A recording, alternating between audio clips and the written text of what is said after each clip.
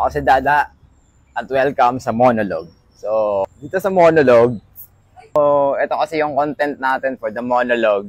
Kinakausap ko yung sarili ko kung saan, bakit nga ba nagiging tama, o paano nagiging mali ang tama, o tama nga ba ang ginawa mong upgrade? Parang magulo yung mga pinagsasabi ko, di ba? So, paano nagiging tama yung isang upgrade mo? So, usapang bike ito usapang bike, kung ano mang pag-upgrade mo sa buhay na ginagawa mo. Ito kasi kinakausap ko yung sarili ko kung paano nagiging tama ang isang upgrade.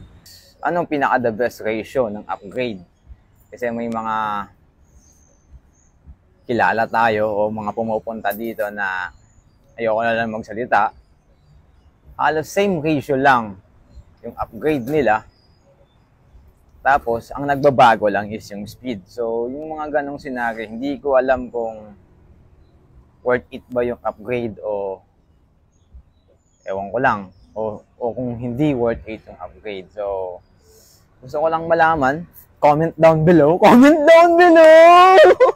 Pang-aangas ng comment down below na yon. Sa comment down below kung ano yung mga upgrade na worth it o sayang lang sa panahon at oras, di ba? So, yun lang ang gusto kong i-share sa araw na ito. For today's video, so sana wala kayong napulot sa video na to.